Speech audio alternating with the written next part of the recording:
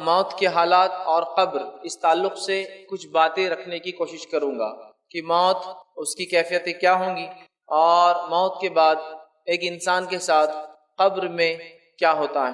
اللہ رب العزت نے موت اور اس کا تذکرہ اپنی کتاب میں، نبی اکرم صلی اللہ علیہ وسلم نے احادیث کے اندر، اقوال صحابہ اور تابعین تبع تابعین بکثرت موت کے تعلق سے ہمیں تذکرے ملتے ہیں، چونکہ موت ایک ایسی حقیقت ہے جس سے دنیا کے کسی انسان کو، چاہے کسی مذہب، رنگ اور نسل اور دین اور فرقے کو ماننے والا ہو، یہ ایک ایسی متفق چیز ہے، یہ ایک ایسی چیز ہے جس پر سارے کے سارے اتفاق رکھتے ہیں، یونائٹڈ ہے کہ موت آنی ہے، چاہے وہ کسی مذہب، کسی دھرم، کسی پنتھ، کسی فرقے یا کسی رنگ اور نسل سے تعلق رکھتا ہو۔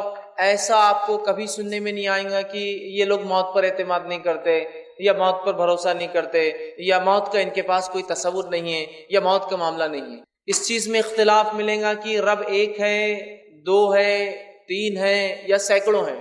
اس چیز میں بھی اختلاف ملے گا کہ فلاں انبیاء ہے یا نہیں ہے، اس میں اختلاف۔ اس چیز میں اختلاف ملے گا کہ نیکی اور بدی کیا ہے، حرام اور حلال کیا ہے، لیکن اس چیز میں کسی کو اختلاف نہیں ہے، موت ایک اٹل حقیقت ہے اور انسان کو اس مرحلے سے گزرنا ہے، اس لیے کہ جو ذی نفس ہوتا ہے، پیدا ہوتا ہے، اس کو اس کی نفس پھر ختم ہوتی ہے، وہ خاتمے کو موت کہا جاتا ہے عربی زبان کے اندر۔ مرنا جس کو کہیں گے عام زبان میں اردو زبان میں جس طرح ہم کہتے ہیں، یا مرتیو کہتے ہیں کہ انسان مر جاتا ہے، ختم ہو جاتا ہے، فنا ہو جاتا ہے، تو جو پیدا ہوا اسے ختم ہونا ہے، اس چیز پر سبھی کا جو اتفاق ہے۔ اسلام ایک ایسا عالمی دین ہے جس نے انسانوں کے تمام سوالات کے جواب دیے۔ یہ وہ دین ہے جو انسانوں کو تعلیم دیتا ہے کہ تم دنیا میں کیوں آئے ہو، یہ وہ دین ہے جو یہ تعلیم دیتا ہے کہ تمہیں کیا کرنا ہے اس دنیا میں، یہ وہ دین ہے جو یہ بتاتا ہے کہ تم مرنے کے بعد کہاں جانے والے ہو، اور یہ وہ دین ہے جو بتاتا ہے کہ مرنے کے بعد تمہارے ساتھ کیا ہونے والا دوبارہ اٹھنے کے بعد، یہ وہ دین ہے بتاتا ہے کہ اچھے کرم، اچھے کام، نیکی کرنے والوں کا کیا انجام ہوگا، یہ وہ دین ہے جو بتاتا ہے کہ برے کرم، سو کرم، برے کام کرنے کا نتیجہ کیا ہوگا، گناہ اور معصیت والے کہاں جائیں گے اور کیا سلوک ہوگا۔ تو گویا اسلام وہ دین ہے جس نے پیدائش سے لے کر موت تک، موت کے بعد اٹھائے جانے کو اور اس کے بعد کے تمام مرحلے کو اپنے ماننے والے کو بتفصیل ڈسکس کیے، بتفصیل بیان کیے کہ اے لوگو یہ ہے تمہارا معاملہ، اور اس کی ساری تعلیمات، اس کا سارا جو کچھ اس نے کہا ہے، یہ ساری انسانیت کے لیے۔ اسلام کوئی ایک ایسا دین یا مذہب نہیں ہے جو کسی مذہب یا جاتی یا رنگ یا نسل یا قوم کے لیے آیا ہے، یہ وہ دین ہے جو ساری انسانیت کے لیے آیا ہے۔ اور تین اہم سوال جس کو انسان بار بار اٹھاتے رہے ہیں اور آج بھی یہ سوال انسان کو چبھتے ہیں، اس کا جواب اسے نہیں مل پاتا، اسلام نے ان سوالات کے مفصل جواب دیے۔ پہلا سوال، ہم کہاں سے آئے ہیں؟ دوسرا سوال، ہم کیوں آئے ہیں اس دنیا کے اندر، کیا مقصد ہے؟ تیسرا سوال، اس دنیا کے بعد کیا ہونے والا ہے آخر؟ کیا ہم مر کھپ جائیں گے اور مٹی بن جائیں گے؟ کیا ہمارے کرموں کے حساب سے ہم دوبارہ اٹھائے جائیں گے یا نہیں اٹھائے جائیں گے؟ کیا ہونے والا ہے؟ یا پھر سب اٹھ کے سیدھے جنت میں، سورگ میں چلے جائیں گے، یا نرک جیسی یا جہنم جیسی کوئی چیز بھی ہے جس میں گناہگار اور سزا یافتہ لوگوں کو سزا ملے گی؟ تو اسلام کلیئر کٹ بہت ہی واضح انداز میں جواب دیتا ہے، ہم اللہ رب العزت کی طرف سے دنیا میں بھیجے گئے ہیں۔ تو ہم کہاں سے آئے ہیں؟ ہم جنت سے نکلے ہیں، آدم ہمارے باپ جنت میں بنائے گئے تھے، ہم وہاں سے نکلے تو ہم جنت سے آئے ہیں۔ اس دنیا میں کیوں آئے ہیں؟ سورہ زاریات سورہ نمبر 51 آیت نمبر 56، وما خلقت الجن والانس الا لیعبدون، تمہیں ہم نے دنیا میں جن اور انس کو اس لیے بھیجا تاکہ تم لوگ ہماری عبادت کر کے آؤ۔ تو اللہ نے مجھے اور آپ کو اور سارے مانووں کو اور سارے انسانوں کو اس لیے بنایا صرف اور صرف کہ وہ ایک اللہ کی پرستش، عبادت، پوجا اور اسی کی بات کو مانے اور اسی کے طریقے پر چلے، یہ دنیا میں آنے کا مقصد ہے۔ اور اس کے بعد کیا ہونے والا ہے، ہم کہاں جائیں گے؟ تو اسلام نے clear cut open guidelines دیے کہ تم مرنے والے ہو، اور یہ آنکھ بند ہونے کے بعد، یہ دنیا سے اٹھنے کے بعد تم ختم نہیں ہونے والے ہو انسانوں۔ اس کے بعد ایک لا تعداد اتنی لمبی زندگی جس کو ڈیفائن نہیں کیا سکتا، اس کو قرآن نے خلد کہا، ہمیشہ ہمیشہ ہمیشہ ہمیشہ چلنے والی ایک زندگی جس کا ایک ایک دن، ایک دیوس 50,000 سال سے زیادہ کا ہونے والا ہے۔ تو ویسی زندگی میں ہر انسان کو قدم رکھنا ہے، اس کے اعمال کے اعتبار سے وہ 50,000 سال کے ایک دن میں فائدہ مزے عیش اور نعمتیں اٹھائیں گا، اور اگر یہاں برے کرم اور غلط کام کر کے گیا تو اس زندگی میں یاتنائیں، کٹھنائیاں، تکلیفیں، اذیتیں، دردناک عذاب کا اسے سامنا کرنا پڑے گا۔ تو اسلام نے ہر سوال جو انسانی ذہن میں اٹھتا ہے اس کے بنانے کے تعلق سے، اس کے بنانے والے کے تعلق سے، اس کے دنیا میں آنے کے تعلق سے، اس کے دنیا سے جانے کے تعلق سے، اور دوبارہ اٹھنے کے بعد کیا ہونے والا ہے، بہت بہت واضح گائیڈ لائنز، کلیئر رہنما اصول، نصیحتیں، دلائل پیش کر دی۔ یاد رکھیے اللہ رب العزت آئیے ہماری موت کا خاکہ اپنی کتاب میں کھینچتا ہے، اور کیا ہی خوب فرماتا ہے۔ سورہ مومنون سورہ نمبر 23 آیت نمبر 99 اور 100 اللہ فرماتا ہے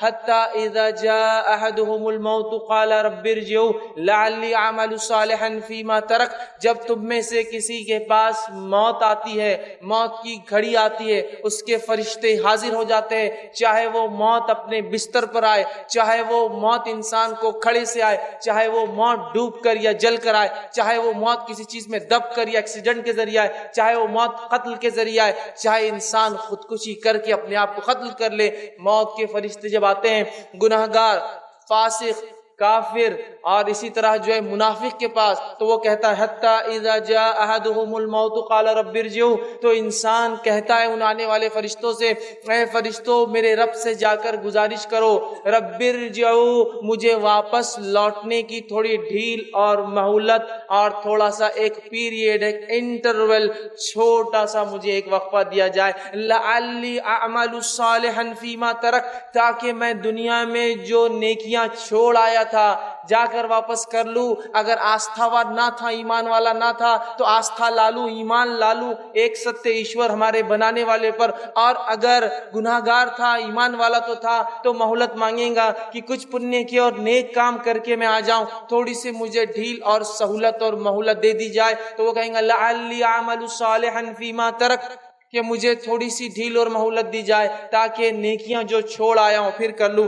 کلا انہ کلمۃ هو قائلها، رب العزت کی طرف سے وہ فرشتے جواب لے کر آتے ہیں، اے اللہ تیرا بندہ ایک مہلت مانگتا ہے، ڈھیل مانگتا ہے، چھوٹ مانگتا ہے، کیا کیا جائے؟ اللہ جواب دیتا ہے کلا، ہرگز ایسا نہیں ہوگا، انہ کلمۃ هو قائلها، تو دنیا میں عادی تھا اس بات کا، اگلی بار اگلی بار اگلی بار، ایک اور چانس، ایک اور مہلت، ایک اور بار مجھے جو موقع دیا جائے۔ کلا انہ کلمۃ هو قائلها، دنیا میں تو عادی تھا صرف یہ بولنے کا کہ ایک اور چانس اور مہلت دیا جائے، اور اللہ فرماتا ہے یہ دوبارہ اب بالکل نہیں پلٹیں گے، نہیں جائیں گے الی یوم یبعثون، دوبارہ اٹھائے جائیں گے، ومن ورائہم برزخ الی یوم یبعثون، اور ان کے اور اس دنیا کے بیچ میں ایک آڑ ہے، ایک برزخ ہے، ایک پردہ ہے، ایک ایسی آڑ نہ جو کسی سے ایک دوسرے سے مل سکتا ہے، نہ آ سکتا ہے، نہ وہاں سے کہیں جا سکتا ہے، نہ آپس میں وہ ارواح و روحیں ایک دوسرے سے مل سکتی ہے، یہ الی یوم یبعثون، وہ آڑ وہ برزخ دوبارہ اٹھائے جانے تک ہے۔ تو اس سے پہلے کہ کسی کی موت آئے اور یہ ڈھیل،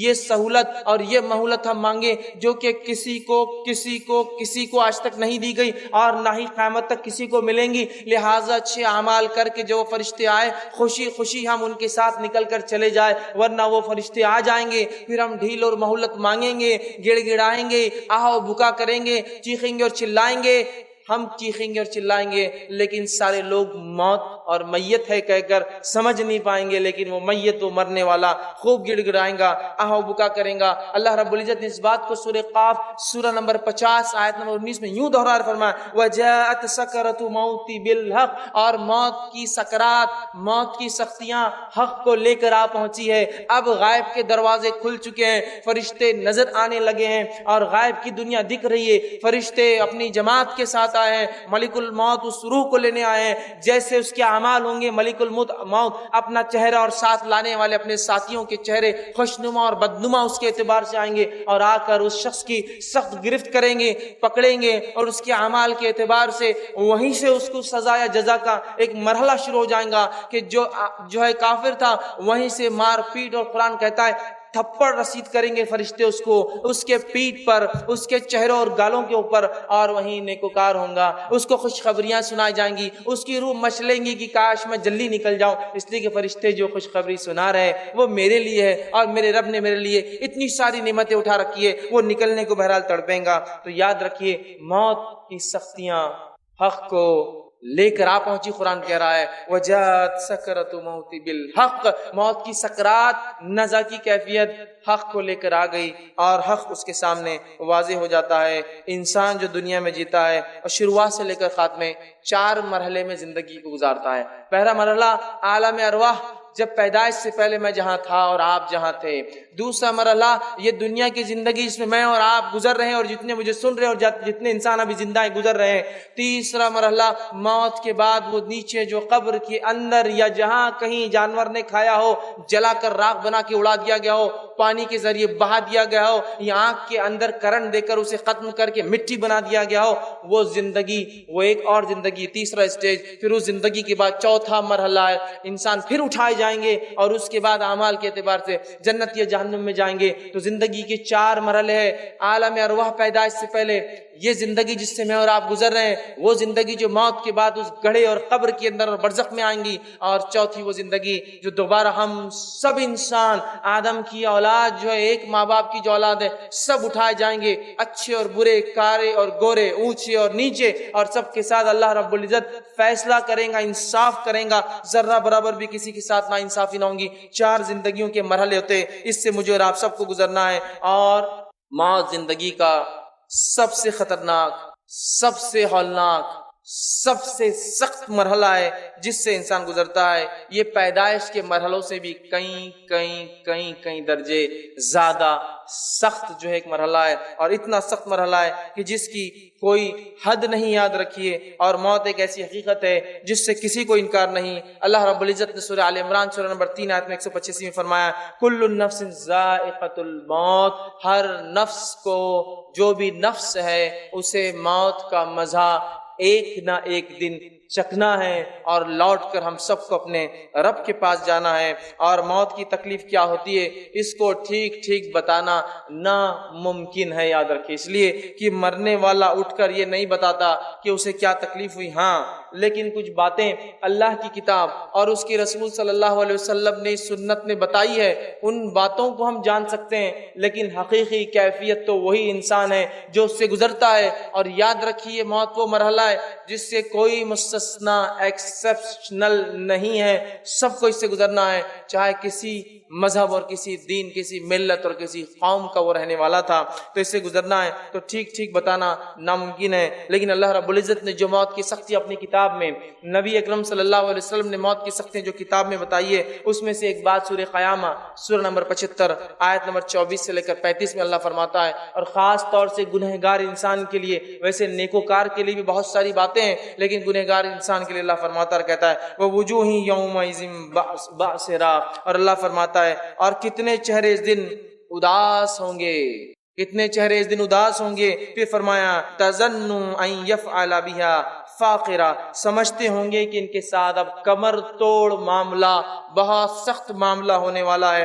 کَلَّا إِذَا بَلَغَتِ التَّرَاقِ، اور جان جب حلق میں آ کر پھنستی ہے، اور ہر مرنے والا جب مرتا ہے تو اس کی آخری آواز جو نکلتی حلق سے، تو جان تب اس کے منہ کے ذریعے نکل کر چلی جاتی ہے. آپ سب فرماتے تب اس کی نگاہیں اس نکلتی ہوئی جان کو اپنے دیکھتی ہے. اسی لیے فرمایا جب کوئی مر جائے تو آنکھیں بند کر دو، چونکہ اس کی نگاہ اس کی طرف بڑھتی ہے. تو پیروں سے نکلنا شروع ہوتی ہے انسان کی جان، اور وہ آخری آواز جو گلے سے نکلتی ہے اس کی تفصیلات ہے کَلَّا إِذَا بَلَغَتِ التَّرَاقِ، اور جان جب جانکنی گلے میں آ کے اٹک جاتی ہے. وَقِيلَ مَنْ راق، اور لوگ کہتے ہیں جو آس پاس بیٹھے ہیں، کیا کوئی ہے ڈاکٹر، کیا کوئی ہے طبیب، کیا کوئی ہے جھاڑ پھونک کرنے والا، کیا کوئی ہے جو اس کو اس کیفیت سے آج بچا سکتا ہے، لاؤ اسے بلاؤ. تو اللہ فرماتا ہے وَظَنَّ أَنَّهُ الْفِرَاقُ، اور آگے فرماتا اور کہتا ہے آدمی جان لیں گا کہ یہ اس کی جدائی کا وقت ہے، دنیا سے جانے کا وقت آ چکا. جیسا انسان دنیا میں آتا ہے تو ایک سمجھ کے بعد اسے یہ بات واضح ہو جاتی ہے کہ دنیا کی زندگی مجھے گزارنا ہے، لیکن موت ایک ایسی گھڑی ہے جب انسان جان لے گا کہ اس کا جانے کا وقت آ چکا ہے. اللہ نے فرمایا وَتَفَّتِ السَّاقُ بِالسَّاقِ، اور پنڈلیوں سے پنڈلیاں آدمی رگڑے گا. یہ وہ شدید تکلیف کا بیان ہے جو موت کے وقت ہر انسان کو برداشت کرنا پڑتی ہے، چاہے موت کسی بھی حالت میں آئے. اگر آپ نے کسی کی موت کو کبھی دیکھا ہو تو پنڈلیاں وہ خوب رگڑتا ہے، اس لیے کہ یہ بڑا تکلیف دہ مرحلہ ہوتا ہے. تو جب گلے تک جو آواز آ جاتی ہے اور لوگ چلاتے ہیں آس پاس والے، کوئی ہے آؤ دیکھو بلاؤ علاج کرو، اور جب پنڈلیوں سے پنڈلیاں رگڑتی ہیں، الی ربک یومئذ المساق، اور آج تیرے رب کی طرف چلنے کا وقت آ گیا. فرشتے بولتے ہیں اب کوئی فائدہ نہیں، کوئی طبیب، کوئی معالج، کوئی ڈاکٹر، کوئی جھاڑ پھونک، کچھ نہیں، اب تمہارے رب کے پاس لوٹنے کا تمہارا وقت ہے. فلا صدق ولا صلی، نہ تو نے دنیا میں صدقات کی نہ نماز قائم کی، ولکن کذب وتولی، یہ گناہگار انسان کے تعلق سے بات ہو رہی ہے، اور تو نے نہ صدقہ دیا نہ نماز قائم کی، ولکن کذب وتولی، اور تیرے سامنے انبیاء نے آ کر باتیں رکھی، تیرے سامنے آ کر اس کے صحابہ نے، تابعین اور نیک لوگوں نے باتیں سنائی، واعظ اور نصیحت کی، لیکن تو نے کیا کیا؟ وَلَكِنْ كَذَّبَ وَتَوَلَّى، سب کو جھٹلا کر منہ پھیر کے تکبر کے ساتھ چلنے لگا. دیکھا جائے گا جب موت آئیں گی تو دیکھا جائے گا کیا ہوگا. تو اللہ نے فرمایا وَلَكِنْ كَذَّبَ وَتَوَلَّى، تو پلٹ گیا، تو نے اپنا چہرہ پھیر لیا اور منہ پھیر کر چلا گیا. تو یاد رکھیے موت کب آئیں گی ہم نہیں جانتے، لیکن اس بات کو پلے باندھ لیجئے کہ زندگی کا کوئی بھروسہ نہیں ہے، موت کا بھروسہ ہے. لوگ کہتے ہیں موت کا کوئی بھروسہ نہیں ہے، زندگی کا ہے. میں کہتا ہوں زندگی کا کوئی بھروسہ نہیں ہے، کب ہاتھ چھوڑے اور نکل جائے. ہاں موت یقینی ہے، جی لے جتنا جینا ہے، 1000 سال، 10,000 سال، لاکھ سال، 10 لاکھ سال، لیکن الٹیمیٹلی تیرا ڈیسٹینیشن تجھے واپس آنا ہے. لیکن موت جو ہے حق ہے، یاد رکھیے. لوگ کہتے ہیں زندگی کا کیا بھروسہ، یاد رکھیے بات صحیح ہے، موت حقیقت ہے، زندگی کا نہیں. ورنہ لوگ کہتے ہیں موت کا کیا بھروسہ، موت کا بالکل بھائی بھروسہ ہے، جتنا بھی جی لو. عمرو بن عاص رضی اللہ عنہ کے تعلق سے آتا ہے، صحابی رسول ہے. ایک مرتبہ کہنے لگے مجھے لوگوں پر تعجب ہوتا ہے جب موت کا وقت قریب آتا ہے تو بیان کیوں نہیں کرتے کیفیتیں، کیا ہوتا ہے کیوں نہیں سمجھاتے ہیں. تو ایک مرتبہ جب ان کی موت کا وقت قریب آیا، عبداللہ رضی اللہ عنہما کو کسی نے کہا کہ عمرو بن عاص کی موت کا وقت قریب ہے، آپ جائیے. وہ پہنچے، کہا عمرو تم کہا کرتے تھے کہ لوگ کیوں نہیں بتاتے موت کے وقت کیا ہوتا ہے ان کے ساتھ، اب تمہاری موت کا وقت قریب ہے، چلو تم ہی بتا دو. تم کہا کرتے تھے نا کہ کیا ہوگا، چلو بتا دو. تو عمرو بن عاص رضی اللہ عنہ صحابی رسول کے الفاظ سنی موت کے قریب، فرماتے اور کہتے ہیں مجھے ایسا لگتا ہے، میری کیفیت یہ ہے کہ آسمان زمین پر ٹوٹ پڑا ہے. آسمان زمین پر گرنے سے جو کیفیت ہوں گی تو میری تکلیف ایسی ہے جیسے آسمان زمین پر ٹوٹ پڑا ہے، میں اس کے بیچ میں زمین اور آسمان کے پس رہا ہوں، یہ میری تکلیف ہے. اور میری گردن پہ لگتا ہے کسی نے پہاڑ رکھ دیا ہے، اس شدید تکلیف میری گردن میں پہاڑ رکھا ہوا ہے. اور جو ہے میرے پیٹ میں لگتا ہے کسی نے کھجور کے کانٹے بھر دیے جو بہت لمبے اور سخت ہوتے ہیں. اور ایسا لگتا ہے میری سانس سوئی کے ناکے، سوئی کا سوراخ ہوتا ہے نا، ایسا لگتا ہے سانس لینے میں اتنی شدید تکلیف ہے جیسا سوئی کے ناکے سے ہوا آ رہی ہے اور جا رہی ہے. شداد بن اوس رضی اللہ عنہ یہ ایک صحابی رسول تھے، یہ موت کی کیفیت کو فرمایا کرتے تھے اور کہتے تھے کہ موت کا لمحہ دنیا اور آخرت کی تمام ہولناکیوں سے زیادہ خطرناک ہے. موت کا لمحہ دنیا اور آخرت کی تمام ہولناکیوں سے زیادہ خطرناک ہے. اور فرمایا کرتے تھے کہ اس کی ہولناکی ایسی ہے کہ یہ آروں کے چیرنے سے زیادہ سخت ہے. کسی زندہ انسان کو آرے سے چیرے اور اس کو موت نہ آئے تو کیسی تکلیف ہوں گی،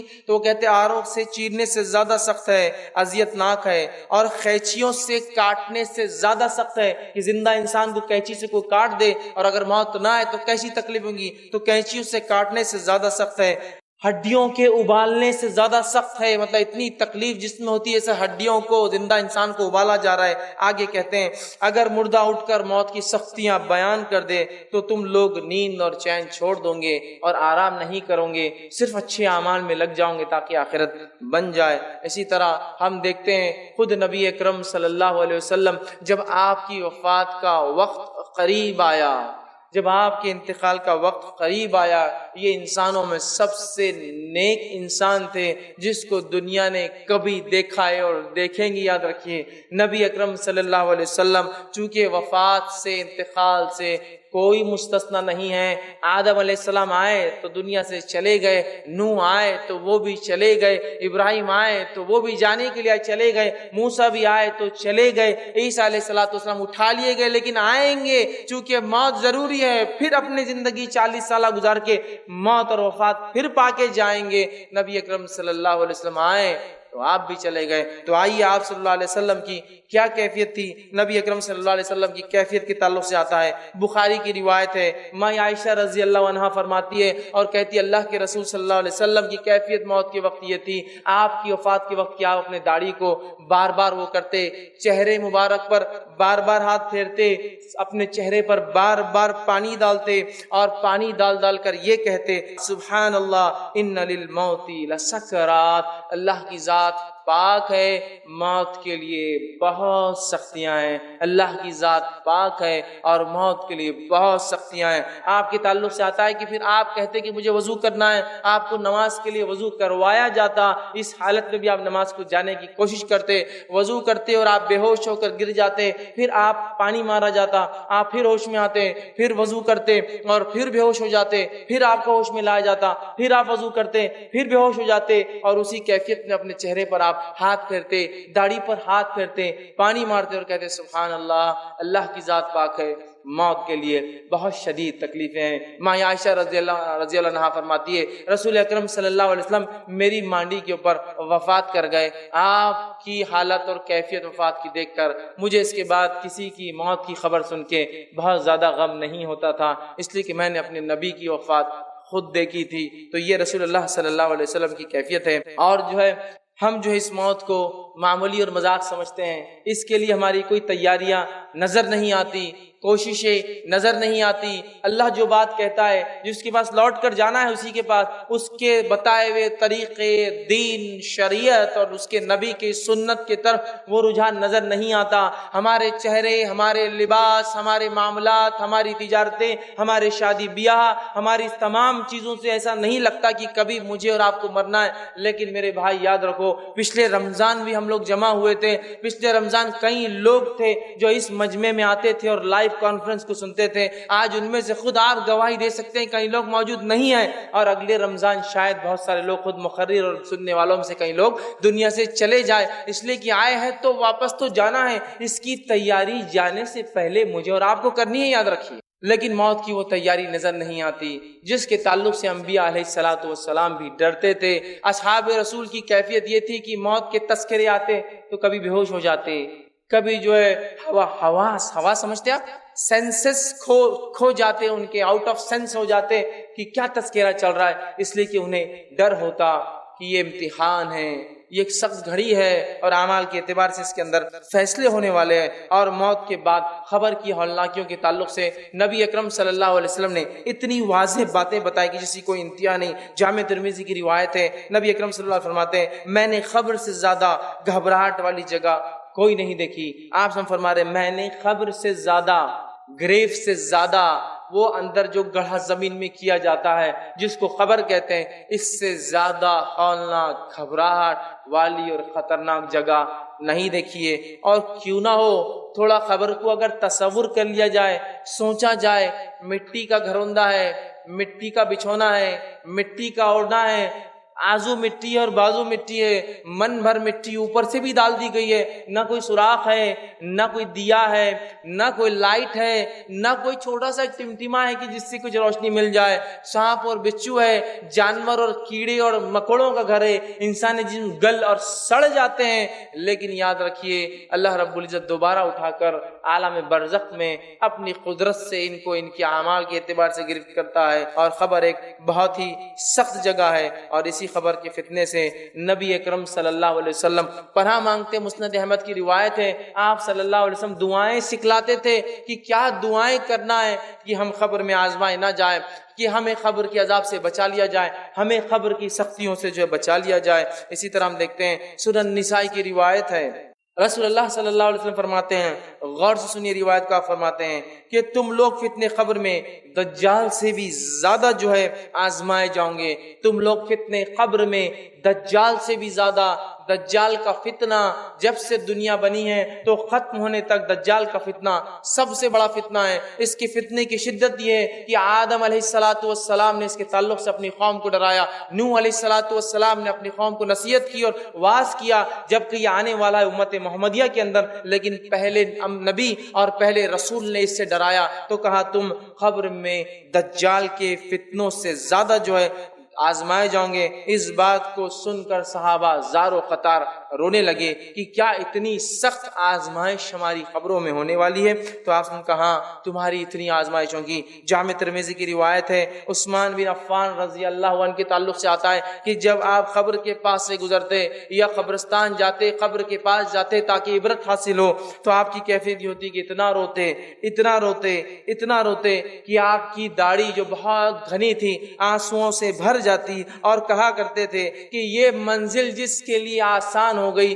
باقی ساری منزلیں اس کے لیے آسان ہیں، اور جس کے لیے اس منزل میں سختی اور پکڑ ہو گئی باقی سارے مرحلے پہلے سور سے لے کر قیامت تک اور اس کے بعد جو ہے حشر اور آخرت تک، اس کے لیے حساب و کتاب تک سارے مرحلے اس کے لیے بہت مشکل ہے۔ بیہقی کی روایت ہے، عمر بن خطاب رضی اللہ عنہ جو کہ بہت سخت جان اور ایک قوی ہیکل مضبوط قسم کے جسامت والے انسان تھے، اس صحابی کے تعلق سے خلیفہ رسول تھے، جو ہے دوسرے جو ہے خلیفہ تھے، اور اس کے ساتھ ساتھ آپ کے کئی فضائل ہیں۔ آپ کے تعلق سے آتا ہے کہ آپ اتنا روتے تھے، قبر کا سوچ سوچ کے اتنا روتے تھے کہ آخر وقت میں آپ کی وفات سے پہلے چہرے کے اوپر 2 لکیریں پڑ گئی تھی، جس کے آنسو جانے اور جانے کی وجہ سے چہرے پر 2 سیاہ لکیریں پڑ گئی تھی، چونکہ آنسو ہمیشہ وہاں سے بہہ کر نیچے کی طرف آتے تھے۔ اتنا صحابہ روتے تھے اور اس قبر سے اور موت کی کیفیت سے پناہ مانگتے تھے، لیکن ہمارے اعمال، ہمارے معاملات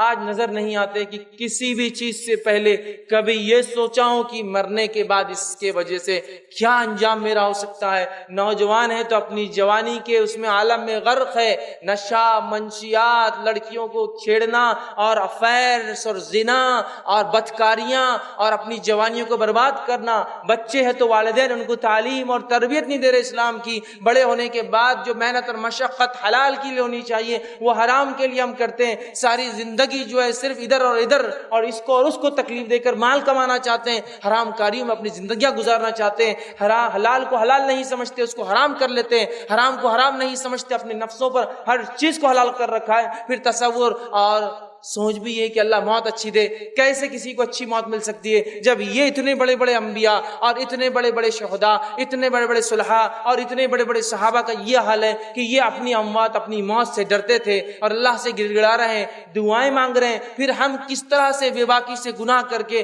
یہ سوچ سکتے ہیں کہ اللہ رب العزت ہمیں آخرت میں اچھی جو ہے زندگی دیں گا اور اچھی موت نصیب کریں گا؟ اچھی موت کے لیے اچھے اعمال کرنے پڑتے ہیں، اس کے بعد اللہ کا فضل اور پھر رحم ہوتا ہے انسان۔ تو اچھی موت، اچھی محشر کی زندگی، اچھا حساب اور کتاب، آخرت میں فیصلے کے اعتبار سے جنت، یہ آسانی سے حاصل نہیں ہوتی ہے۔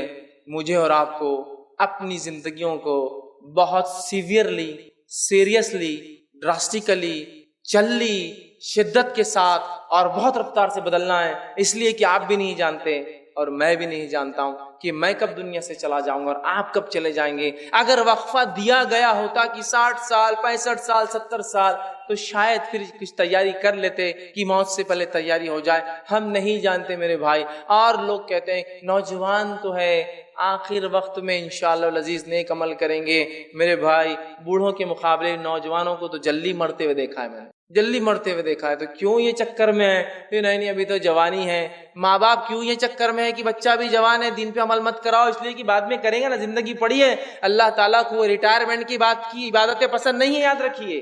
اللہ کو وہ جوانی کا پرائم ٹائم چاہیے آپ کا اور میرا۔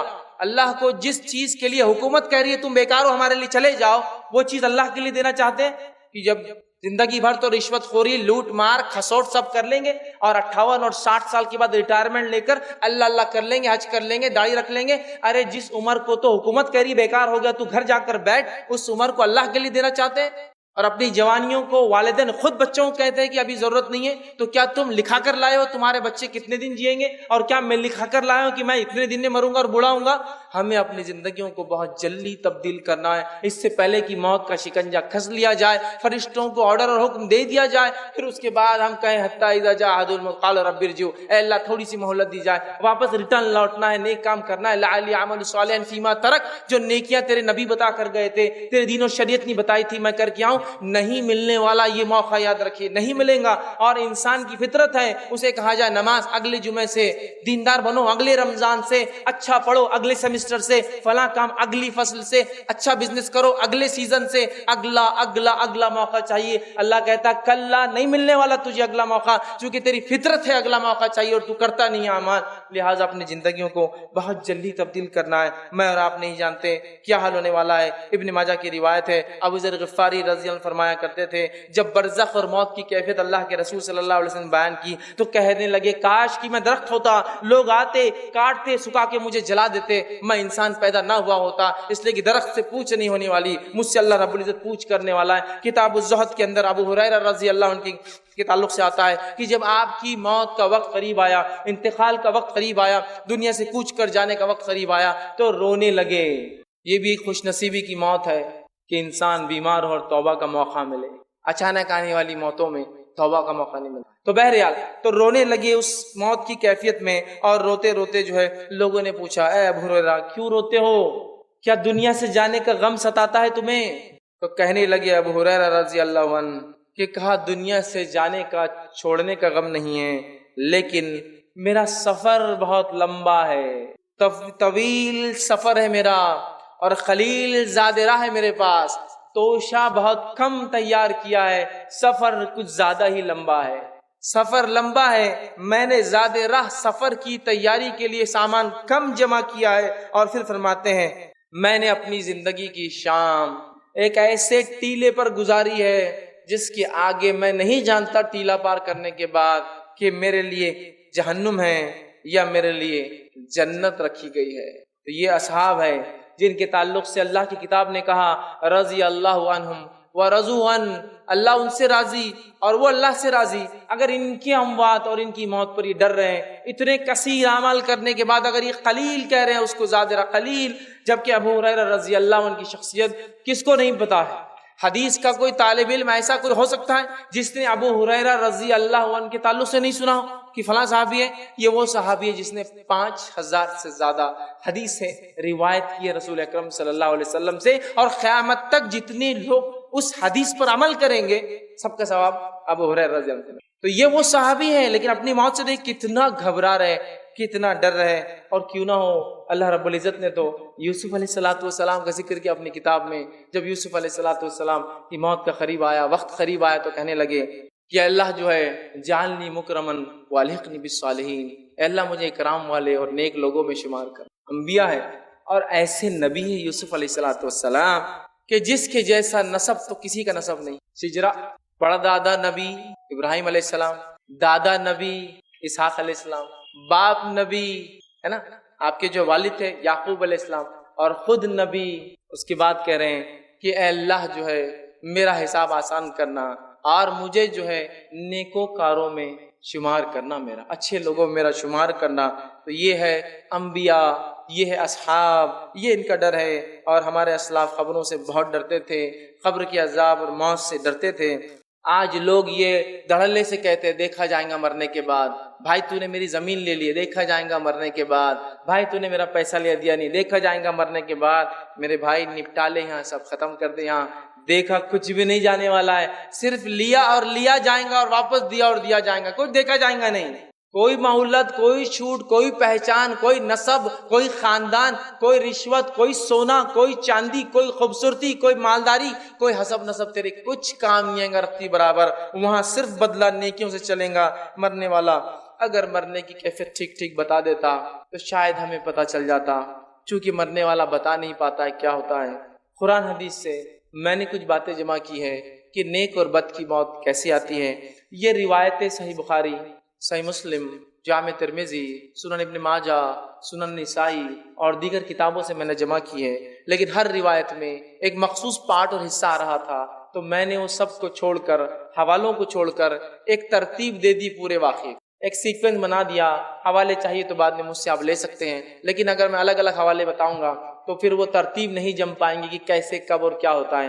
لہٰذا میں نے سب روایتوں کو ملا کر ایک ترتیب وار واقعہ آپ کے سامنے میں بیان کر رہا ہوں، تاکہ ایک تسلسل کے ساتھ ایک سیکوینس میں سٹوری یا ایک سیکوینس میں واقعہ آپ کے سامنے آ جائے، ورنہ الگ الگ حوالے میرے پاس پورے موجود ہیں۔ تو آئیے اچھے اور برے کے ساتھ کیا ہوتا ہے اس کی تفصیلات ہم دیکھتے ہیں تاکہ ہمیں پتہ چل جائے موت کیسی کیفیت اور موت کے بعد کیا ہونے والا ہے۔ تو آئیے سب سے پہلے نیک انسان سے شروع کرتے ہیں، سیدھے ہاتھ والے لوگوں سے شروع کرتے ہیں، جنتی لوگوں سے شروعات کرتے ہیں، اللہ کے انبیاء، صلحاء مطلب صالحین، صدیقین، شہداء اور نیکوکاروں سے شروع کرتے ہیں، ان کی کیفیت کیا ہوں گی نیک لوگوں کی۔ تو سب سے پہلی چیز، جب موت کا وقت آتا ہے تو نیک لوگوں کے پاس فرشتے سورج جیسی روشن شکلیں لے کر آتے ہیں، کبھی ایک، کبھی دو اور کبھی اس سے زائد آتے ہیں، چمکدار روشن شکلیں لے کر آتے ہیں، خوشبودار جو ہے خوشبو کے ساتھ، اور جو اچھے اچھے چہروں والے فرشتے اس کے پاس آتے ہیں، اور اس کے لیے خوشبودار کفن کو ساتھ لاتے ہیں جو ریشم کا بنا ہوا ہوتا ہے، اور وہ کفن خوشبودار کفن لے کر آتے ہیں، اور آنے کے بعد ملک الموت اور دیگر فرشتے اس شخص کو سلام کرتے ہیں، اس کو دعا دیتے ہیں، اور یہی پہلا مرحلہ ہے، وہ سمجھ جاتا ہے کہ میرے لیے رائٹ چیز ہونے والی ہے، چونکہ سلام کیا گیا مجھے، تو سلام کرتے ہیں۔ اس لیے میں بار بار کہتا ہوں لوگوں سے، پہچان ہو تو ایسی ہو کہ فرشتے سلام کرے اور اس کا انتظار وہاں ہو۔ دنیا میں تو بہت پہچان لوگوں کی ہوتی ہے، یہ زیادہ کام نہیں آتی ہے، تو بہرحال اس کو سلام کرتے ہیں، اچھی اچھی شکلوں میں آتے ہیں، اور اس کو اچھے اچھے ناموں سے پکارتے ہیں، جن اچھے اچھے ناموں سے دنیا میں اسے پکارا جاتا تھا کہ فلاں بن فلاں، فلاں بن فلاں، پیارے پیارے جو اس کے اچھے نام، ایک انسان کہیں کے ناموں سے پکارا جاتا ہے، سارے اچھے اچھے ناموں سے اس کو پکاریں گے، اس کو آواز دیں گے، اور اس کو روح نکالنے سے پہلے ملک الموت بشارت دیں گے، اے نیک انسان، تیرے اعمال سے تیرا رب راضی ہوا اور تو جو ہے نکل جا، تیرے رب نے تیرے لیے جنت مقام طے کر دیا ہے۔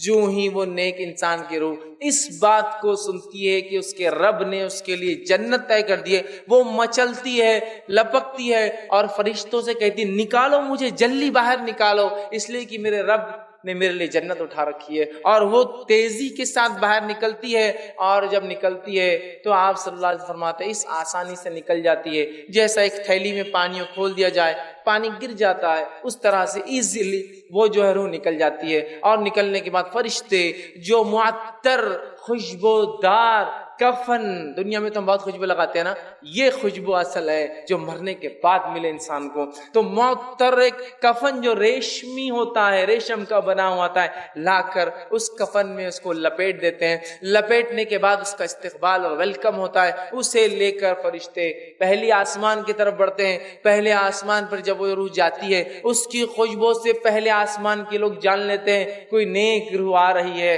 خوشبو بتا دیتی ہے، اور دروازہ جو ہے آسمان کا کھٹکھٹایا جاتا ہے، پوچھا جاتا ہے کون، تو کہا جاتا ہے فلاں بن فلاں کی روح لائی جا رہی ہے، فرشتے کہتے استقبال، خوش آمدید، ویلکم، خیر، بہت خوب آئے، بہت اچھے، دروازے کھول دیے جاتے ہیں، پہلے آسمان کے فرشتے مبارکباد دیتے ہیں اس مبارک روح کو کہ تو بہت کامیاب روح رہی، تیرا سکسیسفل مشن رہا دنیا کے اندر، آ جا، ویلکم، سلام کرتے ہیں، اور اس کے ساتھ اس کی محبت میں چونکہ اس کی خوشبو اور نیک بندہ تھا، اس کو چھوڑنے ان فرشتوں کے ساتھ جو روح نکال کر لائے دوسرے آسمان کے دروازوں تک جاتے ہیں چھوڑنے کے لیے، چلو دوسرے آسمان کے دروازے پہ دستک دی جاتی ہے، دوسرے آسمان کے فرشتے بھاپ لیتے ہیں کوئی نیک روح آ چکی ہے، خوشبو سے دروازہ کھول کر سلام ہوتا ہے، ویلکم کیا جاتا ہے، استقبال کیا جاتا ہے، مبارکبادیں دی جاتی ہے کہ تم کامیاب رہے اپنی زندگی کے اندر، آؤ، اور پھر تیسرے آسمان تک سارے لوگ مل کر فرشتے چھوڑنے جاتے ہیں، چھوڑ کر آتے ہیں، مرحلہ 1 2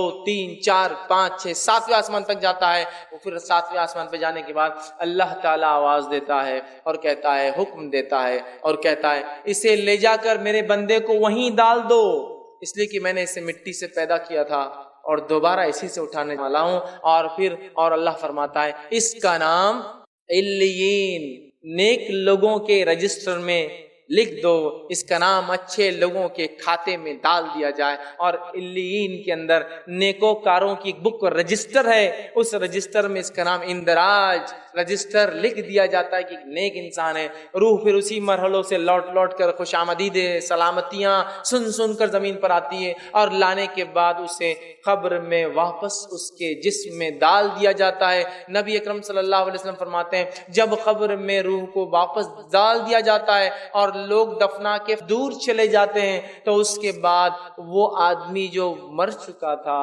یا مرا ہوا تھا وہ ان کی کھڑاؤں کی، چپل اور جوتے کی آوازوں کو سنتا ہے، چونکہ اس کا رب اسے سناتا ہے، وہ سنتا ہے، یاد رکھیے ان آوازوں کو، اور لوگ وہاں سے چلے جاتے ہیں. اور یہی نیک انسان جب اس کو جنازے پہ لوگ لے جاتے ہیں تو لوگوں سے کہتا ہے جو جنازہ اٹھائے ہوئے، ارے جلدی چلو، اتنے سست رفتار سے کیوں چل رہے ہو، لے کے جاؤ، اس لیے کہ میرے انجام کی خوشخبری سنا دی گئی ہے، مجھے لے کے جاؤ اسپیڈیلی، مجھے ڈالو لے جا کے قبر میں. اور جب قبر میں اسے ڈال دیا جاتا ہے، جسم اس کے روح میں ڈال دی جاتی ہے، اطمینان کے ساتھ اٹھ کر بیٹھ جاتا ہے.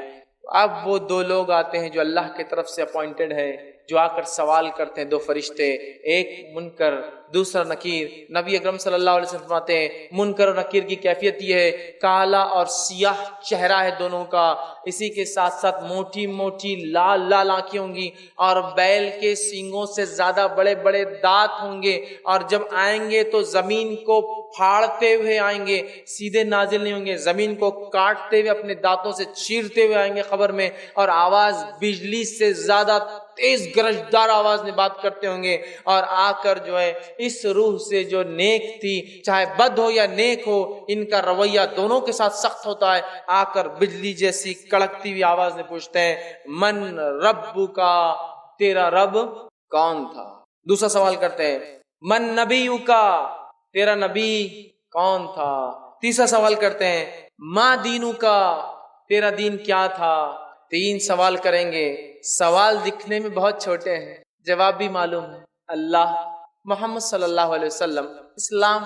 لیکن کیا آپ کو لگتا ہے یہ تین اتنے آسان جواب منہ سے یوں ہی نکل جائیں گے؟ نہیں نکلیں گے بھائی. کیوں نہیں نکلیں گے؟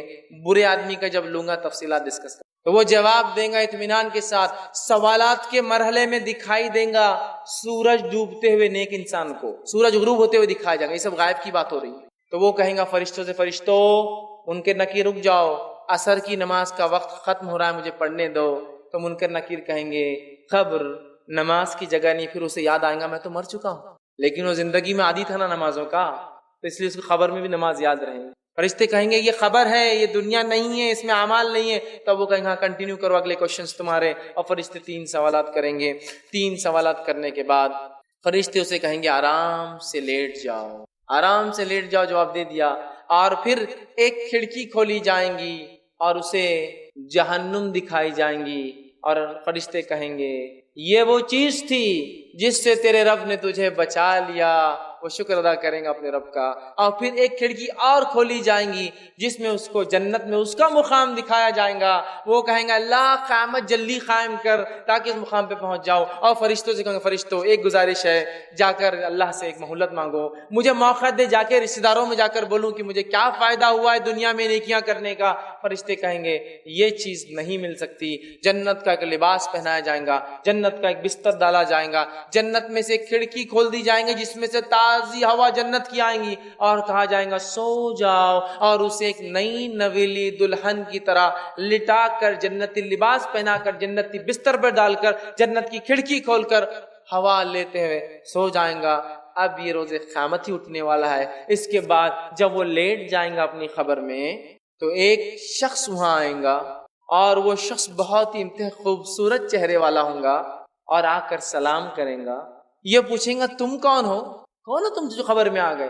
وہ کہیں گا میں تیرے نیک اعمال ہوں، میں تیرے نیک اعمال ہوں جس کا بدلہ تجھے ابھی سے مل رہا ہے. جنت کا لباس، جنت کا بستر، کھڑکی کھلی ہے.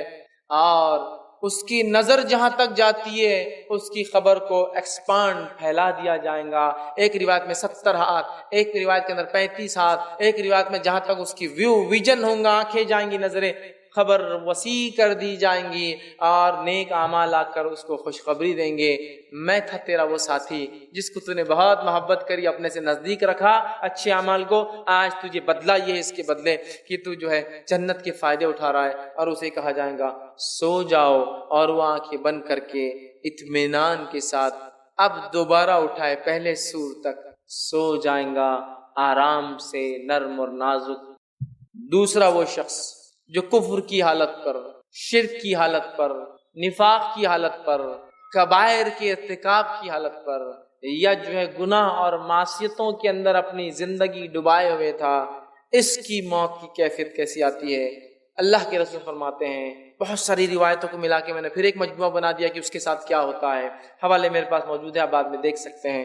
جب ایسے آدمی کی موت کا وقت قریب آتا ہے تو فرشتے ملک الموت اور دوسرے فرشتے انتہائی بدصورت گندی گندی صورتوں میں آتے ہیں، بدبودار سڑے ہوئے مردار گوشت کی بدبو جیسی آتی ہے، ویسا ٹاٹ سمجھتے، ٹاٹ وہ جو ہوتا ہے نا تھیلے جس کو بولتے ہیں، ٹاٹ کا بدبودار جو سڑے ہوئے ماंس میں سے بدبو آتی ہے نا گوشت میں سے، اس کے ساتھ کفن لاتے ہیں، اور لانے کے بعد گندے گندے ناموں سے پکارتے ہیں، جسے دنیا میں وہ چڑھتا تھا فلاں بن فلاں، گندے گندے نام اس کے لیتے ہیں، اور اس کے بعد ملک الموت آگے آ کے کہتے ہیں تیرے لیے جہنم کی خوشخبری ہے، تیرے لیے وہ چیز تیار ہے جس کا دنیا میں تو انکاری تھا، تو انکار کرتا اور کفر کرتا تھا، تیرے لیے جو ہے وہ چیز ہے۔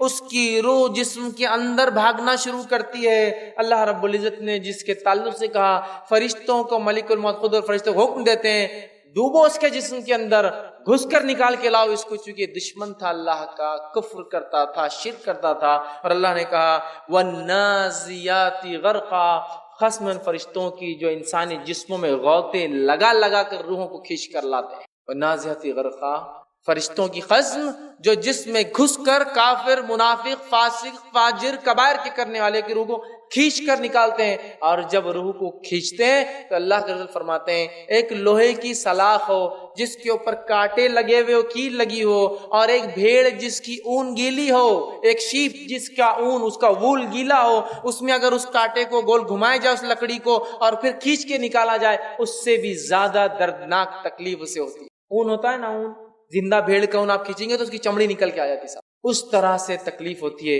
یہ اندر گھستا ہے۔ اور اللہ رب العزت نے اسی مقام اور اسی کیفیت کو دوسری جگہ یوں فرمایا اور کہا، سورہ انعام سورہ نمبر 6 آیت نمبر 93 میں، وَلَوْ تَرَى إِذِ الظَّالِمُونَ فِي غَمَارَاتِ الْمَوْتِ وَالْمَلَائِكَةُ بَاسِطُو أَيْدِيهِمْ أُخْرِجُوا أَنفُسَكُمُ الْيَوْمَ تُجْزَوْنَ عَذَابَ الْحَوْنِ بِمَا كُنْتُمْ تَقُولُونَ عَلَى اللَّهِ غَيْرَ الْحَقِّ وَكُنْتُمْ عَنْ آيَاتِهِ تَسْتَكْبِرُونَ۔ اللہ فرماتا ہے اے کاش نبی، اے محمد صلی اللہ علیہ وسلم، کاش کہ تم دیکھ پاتے جب ہمارے فرشتے اس شخص کے پاس آتے ہیں جو ظلم اور ستم کرتا تھا، گناہگار تھا، فی غمارات الموت، اور جب اس کی موت کے وقت قریب آتا ہے تو فرشتے دوڑتے ہیں اور ہاتھ بڑا بڑا کر کھینچتے اور کہتے ہیں تخرجوا انفسکم، نکل اب باہر اپنے جسم سے اور آ ہمارے شکنجے میں۔ اس لیے جتنے بڑے بڑے کافر بھی ہیں نا جو مسلمانوں پہ ظلم کرتے ہیں، اب آتے ہیں شکنجے میں وہ مسلمانوں کے، فرشتے نکالتے ہیں ان کو باہر۔ مشرک، کافر، فاسق، فاجر جو کبائر میں اپنی زندگیوں کو ڈبا چکے تھے، گناہوں سے توبہ نہیں کرتے تھے، معافی نہیں مانگتے تھے، کھینچتے ہیں۔ اللہ کہتا ہے کاش تم نبی دیکھ پاتے کیا کیفیت ہوتی ہے۔ فرشتے آگے ہاتھ بڑھا کر باہر نکل، اب تجھے عذاب دیا جائے گا، تجزون عذاب الحون بما کنتم، کیوں عذاب دیا جائے گا؟ کیوں تو اللہ کے بارے میں بغیر علم کے بڑی باتیں کرتا تھا دنیا میں، کچھ نہیں ہے، نبی جو دین لا رہا ہے کوئی صحیح نہیں ہے، ہماری عقلیں زیادہ ہے، اب تجھے پتا چلے گا۔ اور اللہ فرماتا ہے بما کنتم تقولون علی اللہ غیر الحق وکنتم آیاتی تستکبرون، اور اللہ کی آیتیں جب تیری سامنے پڑھ کے سنائی جاتی تو تکبر سے پلٹتا۔ آج ہے نہیں ہمارا معاملہ، بھائی فلاں چیز حرام ہے، دیکھا جائے گا، تکبر سے تو پلٹتا جب ہماری آیتیں تجھے سنائی جاتی۔ ہمیشہ تکبر کو کافر نہیں کرتے، ہم لوگ بھی کرتے اللہ کی آیتوں سے تکبر۔ جب ہم آیتیں ہماری سنائی جاتی رب کی اور ہم پیٹ پھیر کر چلے جاتے ہیں، دیکھا جائے گا بول کر آگے بڑھ جاتے ہیں۔ تو اللہ نے فرمایا اے نبی تم اگر دیکھتے کیا حالت ہوتی، فرشتے نکالتے ہیں، نکالنے کے بعد پکڑتے ہیں، ٹاٹ کا گندا سڑا ہوا بدبودار جس میں سے مرے ہوئے ماں، سڑے ہوئے گوشت کی بدبو آتی ہے، نکالتے ہیں، لپیٹتے ہیں، پہلے آسمان کی طرف لے جاتے ہیں، اس کی بدبو سے سارا آسمان مہک جاتا ہے۔ پہلے آسمان کے فرشتے بولتے ہیں ایسی مغضوب روح کو ہم اندر انٹر نہیں ہونے دیں گے، آسمان کے دروازے بند ہیں تیرے لیے۔ اور اللہ حکم دیتا ہے اس کا نام سجین، جیل والوں میں، قید خانے والوں کے رجسٹر میں اندراج کر لو، نوٹ کر لو، اور سجین میں اس کا نام نوٹ کر لیا جاتا ہے۔ پہلے آسمان سے فرشتے اٹھاتے ہیں اس کو اور نیچے پھینک دیتے ہیں، وہ آ کر پہلے آسمان سے اپنے وزن کے ساتھ اپنی خبر میں پٹکا جاتا ہے، سیدھا کوئی عزت نہیں اس کی، کوئی مقام نہیں اس کا، پٹکا جاتا ہے۔ جاتے ہی اس کی روح جسم میں ڈال دی جاتی ہے، جسم میں ڈالنے کے بعد وہی کیفیت دونوں کی فرشتوں کی، کالا سیاہ چہرہ، لال بڑی بڑی آنکھیں، دانت جو ہے بیل کے سنگ سے بڑے، زمین کو پھاڑتے ہوئے آتے ہیں اور آ کر اپنی گرجدار آواز میں پوچھتے ہیں من رب کا، تیرا رب کون تھا؟ کافر کہتا ہے مجھے نہیں پتا میرا رب کون تھا. منافق کہتا ہے لوگ کہتے تھے میرا رب اللہ ہے، چونکہ وہ ایمان نہیں لایا تھا نا، لانے کے بعد بھی نہیں لایا، کفر. دوسرا سوال کریں گے من نبیو کا، تیرا نبی کون ہے. تیسرا سوال ہوگا ما دینو کا، تیرا دین کیا ہے. تو وہ کہیں گا کافر میں نہیں جانتا ہوں. منافق کہیں گا لوگ کہتے تھے میرا دین اسلام ہے. اس کے بعد فرشتے اس کو ایک کھڑکی کھول کر بتائیں گے اور جنت بتائیں گے اور کہیں گے یہ وہ چیز تھی جس سے تو محروم رہا، چلے گی تیرے ہاتھ سے.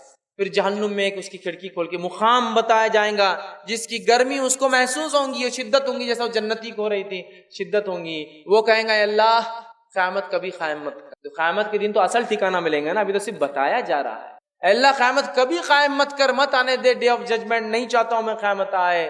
اور جو ہے جب اس آدمی کو کاندھے پہ لوگ لے جاتے ہیں نا اٹھا کر، تو یہ چلاتا اور چیختا ارے کہاں لے جا رہے ہو مجھے، ارے کہاں لے جا رہے ہو مجھے، کیونکہ اس کو پتا ہے اس کے ساتھ کیا ہونے والا. چیختا اور چلاتا اور کہتا ارے مجھے کہاں لے جا رہے ہو، چھوڑ دو مجھے. ڈال دیا جاتا ہے، کہتا مت قائم ہو. اس کے بعد جہنم کا ایک دروازہ کھول کر، جہنم کا ایک بستر بچھا کر، جہنم کا جو ایک لباس پہنا کر، آنکھ کا بستر، آنکھ کا لباس اور آنکھ کی شعاؤں کی گرمی اور تپش جہنم سے جو اس کا مقام میں نکلتی ہے، وہاں اسے کہا جاتا ہے اب یہاں رہو تم. اور اس کے بعد وہ فرشتے چلے جاتے ہیں. ایک انتہائی بدصورت انسان خبر میں آتا ہے، وہ کہتا تم کون ہو اتنے گندی صورت والے. وہ کہتا ہوں میں تیرے برے اعمال ہوں جو دنیا میں تو بنداس بغیر سوچے سمجھے، بغیر ڈر کے، بغیر کسی اس کے کیا کرتا تھا.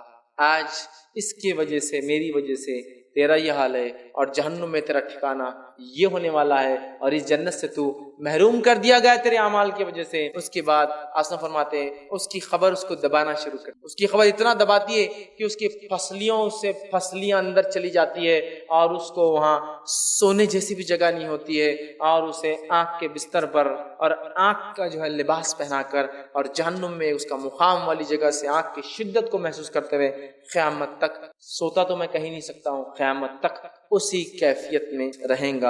اب آئیے ان دونوں واقعات سے جو باتیں پتہ چلی ہے، اس بات میں ایک بات جو مجھے اور آپ کو پتہ چلی وہ یہ ہے کہ خبر کا جو میرا اور آپ کا ساتھی ہے، جس کو ہم نے سب سے کمزور دوست سمجھا ہے، وہ ساتھی کون ہے جو خبر میں آنے والا ہے؟ وہ میرے اور آپ کے اعمال ہے.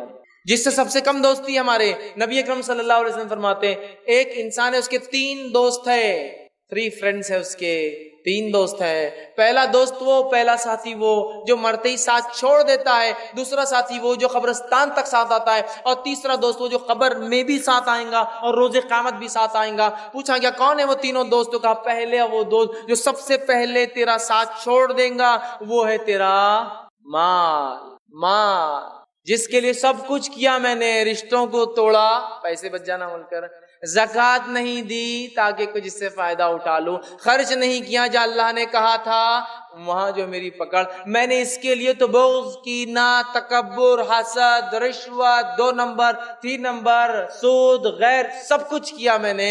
یہ وہ ساتھی ہے سب سے پہلے ساتھ چھوڑ دیتا ہے اور رشتہ دار لڑتے اور ٹوٹ پڑتے اس پر، چونکہ ان کو چاہیے تھا وہ چیز. سب سے بے وفا ساتھی، سب سے زیادہ محبت میری سے، ارے یہ تو اتنا بے وفا ہوتا ہے، اتنا بے وفا کہ آپ مر جائے اور چاندی کی انگوٹھی بھی ہاتھ میں ہو تو کوئی اس کو دفناتا نہیں، اس ساتھ نکال لیا جائے، اتنا بے وفا ساتھی. مال کا دوسرا ساتھی کون ہے؟ کہا وہ ہے جو تیرے رشتہ دار ہے، تجھے چاہنے والے ہیں، جو قبرستان تک آتے ہیں لیکن ان کی محبت بھی اتنی ہے کہ تیرے ساتھ آ سکتے ہیں، ساتھ نہیں جا سکتا کوئی.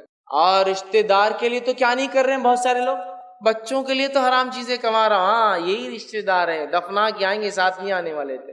اپنا اپنا سوچ بھیا، اپنے کو کیسا نکلنا ہے. حرام کاری، غلط کام ان کے لیے کرتے ہیں نا، بچوں کے لیے اور رشتہ داروں کے لیے، فلاں ہو جائے، اسٹیٹس بن جائے، فلاں لے یہ تو چھوڑ کر دفنا کے چلے جائیں گے. کا تیسرا ساتھی خبر میں بھی آتا ہے، آخرت میں بھی آئیں گا، وہ ہے تیرے اعمال. اچھے بھی ہو سکتے ہیں اور برے، دونوں خبر میں آئے، اچھے کے لیے اچھے اعمال، برے کے لیے برے اعمال. دوسرا سوالات کتنے آسان ہیں، 3 جوابات کتنے آسان ہیں، کس کو یاد نہیں؟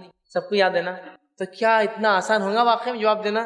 یاد رکھیے ان 3 سوال کا جواب وہی دے پائیں گا جس کی ساری زندگی ان 3 چیزوں کے اعتبار سے تھی.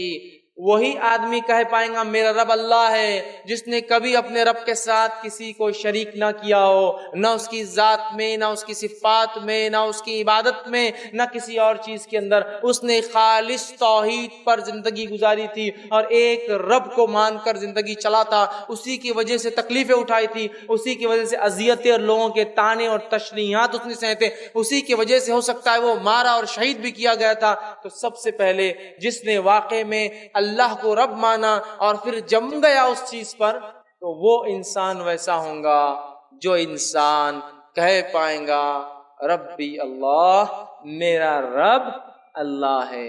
دوسرا سوال من نبیو کا، جواب تو آسان ہے، کس کو نہیں پتا ہے محمد صلی اللہ علیہ وسلم، کس کو نہیں پتا ہے، سب کو پتا ہے، لیکن یہ جواب صرف وہ انسان کے منہ سے نکلے گا جس کی واقع میں زندگی محمد صلی اللہ علیہ وسلم کے طریقے کے، اسوے کے، نمونے کے، ان کے جیسا اپنے آپ کو آئیڈیل بنا کر دیکھ کر چلتا رہو، جن کے رول ماڈلز سیرے غیرے اور نتھو اور غیرے اور پتہ نہیں دنیا کے تارے اور ستارے اور پتہ نہیں کہاں کہاں کے لوگ ہوں گے، یہ بھی مر کے وہیں مر کھپ جانے والے، کچھ فائدہ نہیں ہوگا، لیکن جن کا آئیڈیل یہ رہے ہوں گے، جن کو محمد صلی اللہ علیہ وسلم کہا جاتا ہے کہ آپ نے فرما دیا تو بس اس کے آگے اب کس کی نہیں چلنے والی، کوئی ریت، کوئی رواج، کوئی رسم، کوئی بڑے سے بڑا دین کا علم والا مجھے اگر کوئی بات کہیں گا اور اس شخصیت کی بات کے خلاف یہ بات تھی تو میں جوتوں کی نوک پر رکھتا ہوں۔ یہ ہے محمد صلی اللہ علیہ وسلم، یہ نمونہ اور آئیڈیل ہے، اور ان کی اتباع ایسی لازم ہے ہم پر کہ عبداللہ ابن مسعود مسجد نبوی میں داخل ہوتے ہیں، ایک قدم باہر ایک قدم اندر، نبی اکرم صلی اللہ علیہ وسلم خطبے کے دوران کہہ رہے ہیں وہ شخص جو کھڑا ہے بیٹھ جا، عبداللہ ابن مسعود اسی جگہ نیچے مسجد میں چوکھٹ پہ بیٹھ جاتے ہیں۔ بعد میں اللہ کے رسول نے فرمایا عبداللہ ہم تم سے تھوڑی کہہ رہے تھے کہ وہ شخص جو کھڑا بیٹھ جا، ہم کسی اور سے کہہ رہے تھے۔ تو کہا اللہ کے رسول ہمیں کیا معلوم ہمارا رسول کس سے کہہ رہا تھا، میرے کان میں آواز آئی جو شخص کھڑا ہے بیٹھ جا، بس میں بیٹھ گیا، مجھے کیا لینا دینا کی باتوں سے، کس کے لیے بول رہے تھے، کیا ہو رہا تھا۔ آج سنت نبوی بتائی جائے تو 1000 سوال اور کوشچنز رہتے اس کے خلاف ہمارے پاس، 1000، یہ غلط ہے کیا، وہ غلط ہے کیا، اتنے بڑے غلط تھے کیا، اتنے بڑے نے غلط بولوں گا، انہوں نے غلط لکھا کیا۔ میرے بھائی میں تجھے کہہ رہا ہوں محمد صلی اللہ علیہ وسلم نے یہ کیا، اب ایرے اور غیرے کی بات کیوں لا رہا ہے تو، کیا مقابلہ اور موازنہ کرنا چاہتا ہے میرے نبی سے، ان کے برابر ٹھہرانا چاہتا ہے؟ جب میں واضح حدیث تیرے سامنے بیان کر رہا ہوں پھر تو مجھ سے کہتا ہے۔ عبداللہ ابن عمر رضی اللہ عنہما سے ایک شخص نے پوچھا فلاں مسئلے کا کیا حل ہے، تو انہوں نے کہا اس کا حل یہ ہے۔ تو شخص نے کیا پوچھا معلوم، کہا کہ ابو بکر اور عمر کے نزدیک کیا تھا، عمر ان کے والد بھی تو ہے عبداللہ ابن عمر کے، کہا ابو بکر اور عمر کے نزدیک تمہارے ابا کے نزدیک اس مسئلے کا کیا معاملہ تھا؟ تو عبداللہ بن عمر رضی اللہ عنہ فرماتے ہیں اللہ تعالیٰ تیرے پر قوم لوط کے پتھروں کی بارش کرے، میں کہتا ہوں کہ اللہ کے رسول نے کہا اور تو پوچھتا ہے ابو بکر اور میرے باپ نے کیا کہا، میں کہتا ہوں اللہ کے رسول نے کہا اور تو مجھ سے کہتا ابو بکر اور میرے باپ نے کیا کہا، تجھ پر لعنت ہو، تجھ پر قوم لوط کے پتھروں کی بارش ہو۔ کیونکہ نبی کا قول آنے کے بعد کسی کی نہیں چلی، یہی اتباع ہے۔ اور نبی سے محبت کے ہم دعوے دار ہیں نا، محبت اتباع ہوتی ہے، اس کے طریقے پہ چلنے کو کہتے ہیں۔ محبت کے نام پر اگر مخالفت ہو رہی تو نہیں چلے، نبی کی طریقے، نبی نے جو کیا جیسے کیا منورن، ارے ایسے بھی صحابہ تھے۔ عبداللہ بن عمر کا ہی واقعہ لیتا ہوں کہ جب حج کو جاتے تھے مقام پر رک کر طہارت کے لیے بیٹھتے، لوگوں نے کہا تم نے طہارت تو کی نہیں لیکن بیٹھے کیوں تھے؟ تو کہا میں نے اللہ کے رسول صلی اللہ علیہ وسلم حج کیا تھا، جب یہاں اللہ کے رسول کے ساتھ میں آیا تھا آپ نے یہاں طہارت کی، مجھے طہارت تو نہیں آتی ہے لیکن پھر بھی میں جب بھی حج کو جاؤں گا یہاں بیٹھ کر ضرور۔ یہ محبت تھی ان کی اپنے نبی کی، کیوں جو کیا بس کرنا ہے، بس پیچھے چلنا ہے، چھوڑنا نہیں۔ ہم 1000 باتیں لاتے ہیں نبی کی اتباع کی باتیں، 1000، ایسا کیا ویسا کیا، یہ کیا خاندان فلاں، اتنے بڑے علامہ، اتنے بڑے فہامہ، اتنے بڑے انہوں نے کہا۔ ارے نبی کی بات آ گئی تو بات ختم نہ۔ ہاں میں اگر کہہ رہا ہوں کہ میں یہ کہہ رہا ہوں یا ہمارے فلاں نے کہا تو آپ کہہ سکتے ہیں ہمارے فلاں بھی یہ کہتے ہیں، لیکن نبی کی بات آ گئی تو منہن تسلیم۔ تو جس نے اپنی زندگی نبی کے طریقے سے ڈھالی تھی وہ کہہ پائیں گا میرے نبی محمد صلی اللہ علیہ وسلم ہے۔ اور انس بن مالک رضی اللہ عنہ فرماتے اور کہتے تھے کہ ایک حدیث کو سننے سے زیادہ ہمیں کسی حدیث کو سن کر خوشی نہیں ہوتی۔ وہ کیا حدیث تھی جس کو سن کر صحابہ جھوم اٹھے تھے، خوش ہو گئے تھے؟ اور وہ فرماتے ہیں انس بن مالک، وہ حدیث تھی المرء مع من احب، انسان روز قیامت اس کے ساتھ جس سے وہ محبت کرتا تھا. اور وہ جب بھی اللہ کے رسول صلی اللہ علیہ وسلم کے مزار کے پاس سے گزرتے تو کہتے ہیں انشاءاللہ اللہ میرا حساب محمد صلی اللہ علیہ وسلم، ابوبکر اور عمر کے ساتھ کرے گا، اس لیے کہ میں ان تینوں سے محبت کرتا. المرء مع من احب، انسان اس کے ساتھ جس سے محبت کرتا ہے. اب جو جس سے دنیا محبت کرتا ہے، جس کو فالو کرتا ہے، جس کے جیسا ہونا چاہتا ہے، وہ جان لے وہ اس کے ساتھ روز قیامت اس کی لائن، اس کے صف، اس کے گروہ اور اس کے ساتھ کھڑا. تیسرا سوال، ما دینوں کا؟ جواب تو کیا آسان ہے، دین اسلام، میرا دین اسلام ہے. لیکن یہ وہی دے پائیں گا جس نے واقع میں اسلام کو مقدم رکھا، جس کی پیدائش، جس کی شادی، جس کی موت، جس کے زندگی جینے کا طریقہ اس دین کے مطابق تھا. من مانی تو ایسی چالو ہے کہ پیدائش بھی اپنی اعتبار سے، میت بھی اپنی اعتبار سے، نکاح بھی اپنی من مانی. دین اسلام نہیں نکلنے والا منہ سے میرا دین اسلام ہے. پھر اسلام دین کہتے جینے کے طریقے کو، مکمل وے آف لائف جس کو کہتے ہیں، وہ طریقہ جس کا اسلام تھا تو وہ کہہ پائیں گا میرا اسلام ہے. ہم نے تو ہر چیز میں اسلام کی مخالفت کو اپنی علامت اور شعار، پہچان بنا لیا. ہماری پہچان ہے اسلام کے خلاف جانا. 3 سوال آسان ہے، جواب آسان ہے. ساری زندگی جس نے اس پہ چلا ہو اسی سے یہ جواب نکلیں گے. اور ایک صحابی نے کہا اللہ کے رسول، جو موت کی کیفیتیں آپ نے بیان کی ہے، ایک فرشتہ جو اس کیفیت میں آئیں گا اور ہم سے گرجدار آواز میں یہ سوالات کریں گا، ہم تو مٹی کے بت بن جائیں گے. اور مائی عائشہ نے سوال کیا تھا اللہ کے رسول، میں تو ایک عورت ہوں، میں تو عورتیں ہوتی ہیں نا چھوٹی موٹی آواز سے ڈر جاتی ہے، میں ایک عورت ہوں، جب منکر نکیر میرے پاس آئیں گے میں تو مٹی کی بت بن جاؤں گی، منہ سے کچھ نکلے گا نہیں میرے. تو اللہ کے رسول نے فرمایا، جس کو اللہ رب العزت نے اس بات کو سورہ ابراہیم صلی اللہ علیہ وسلم 14 آیت نمبر 27 کی یہ آیت آپ نے تلاوت کی اور فرمایا کہا یثبت اللہ الذین آمنوا بالقول الثابت فی الحیات الدنیا وفی الآخرہ. اللہ تعالیٰ اس کلمہ طیبہ کی برکت سے، اس قول کی برکت سے دنیا اور آخرت میں تمہارے قدم جما دیں گا. آپ نے فرمایا کلمہ طیبہ آ جائیں گا وہاں، لا الہ الا، اور اس کی برکت سے وہ جواب بھی تم دے پاؤ گے. اور دنیا اور آخرت میں قدم جمانے کے لیے کلمہ کافی ہے. یہ کلمہ ہے لا الہ الا اللہ محمد رسول اللہ، جس کی زندگی اللہ کے دین، اس کی شریعت اور محمد صلی اللہ علیہ وسلم کے طریقے پر ہوں گی تو بس اس کے لیے سوال و جواب آسان ہو جائیں گے. اس کے بعد نیک آدمی تو سو گیا، لیکن برے آدمی کے تعلق سے آتا ہے اس کی خبر میں اژدھے اور سانپ چھوڑے جائیں گے. ایک روایت میں آتا ہے ایک گز لے کر فرشتہ آئیں گا جو گز اٹھا کے اس کے کھوپڑی پہ دیم ماریں گا اور قیامت تک کنٹینیوسلی مارتا رہیں گا. اس کی سر کی کیفیت یہ ہوگی کہ چورا ہو کے ذرات پاؤڈر بن کے اڑ جائیں گا، اور جن اور انس کو چھوڑ کر ساری مخلوق اس کی چیخ سنیں گی، اور اس کی چیخ کی آواز زمین سے لے کر آسمان تک سب سن کافر قیامت تک. ایک اس میں آتا 99 اژدھے چھوڑے جائیں گے، 99، اور ایک ایک کا قد یہ ہوگا کہ اونٹ کے برابر. اور اگر ایک اژدھا 10 لے تو 40 سال تک اس کی تکلیف محسوس کریں گا. اور ایک اژدھا اتنا زہریلا ہوگا کہ اگر دنیا میں آ کے سانس لے سانس چھوڑ دے تو آپ فرماتے ہیں ہرا جو اگتا ہے نا سبزہ، گرینری پوری ختم ہو جائیں گی ایک سانس سے، اور سارے انسان مر جائیں گے، اتنا زہریلا. اس کے علاوہ بھی اور کیفیتیں آتی ہیں، وقت نہیں اتنی تفصیلات. اب آئیے آگے. یہ 3 سوال کے بعد فرشتے ایک چوتھا سوال بھی پوچھتے، معلوم آپ 4تھ کوشچن بھی. ایک مسند احمد ابو داؤد کی روایت میں آتا ہے، لیکن وہ سوال نہیں ہے، وہ فرشتوں کا اپنا سوال ہے. وہ اس سے سوال نہیں کریں گے، ان کا اپنا کوشچن ہے. کیا سوال ہے سنیے. فرشتے کہیں گے نیک انسان سے تو کیسے جواب دے پایا اس کا، تمہیں کیسے پتا چلا یہ تینوں کوشچنز کے آنسر. سمجھ رہے آپ امتحان دیتے ہیں تو آپ پوچھتے ہیں نا کون سی گائیڈ بک ریفر کرنا جس میں سے کوشچن آئے تو پھر اپنا معاملہ حل ہو جائے، ہے نا، پوچھتے ہیں نا. تو سوال کے جواب کیسے آئے تجھے؟ ایکچولی 4تھ کوشچن فرشتوں کا ہے، ان سے تو جواب کیسے دے پایا، کیسے تجھے سوالوں کے جواب ملے. تو آئیے میں آپ کے سامنے پرچہ لیک کر رہا ہوں اور گائیڈ بک لیک کر رہا ہوں جو ہمارے سوالات کے جواب دینے میں مدد کریں گی، اور اسی میں صرف اور صرف سوالات کے جواب ہے. تو وہ پوچھیں گے تجھے کیسے پتا چلا ان سوالات کے جواب.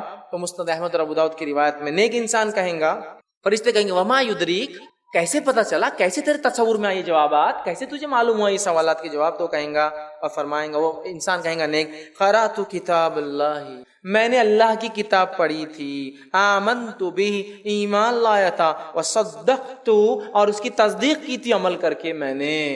تو کہاں ہیں تینوں سوال کے جواب؟ اللہ کی کتاب میں، جس نے اس کے مطابق عمل کیا ایمان کے ساتھ، یہ آسان ہے تینوں سوال. تو guide book and reference book is the Quran where you can find all the questions which angel will ask in your grave.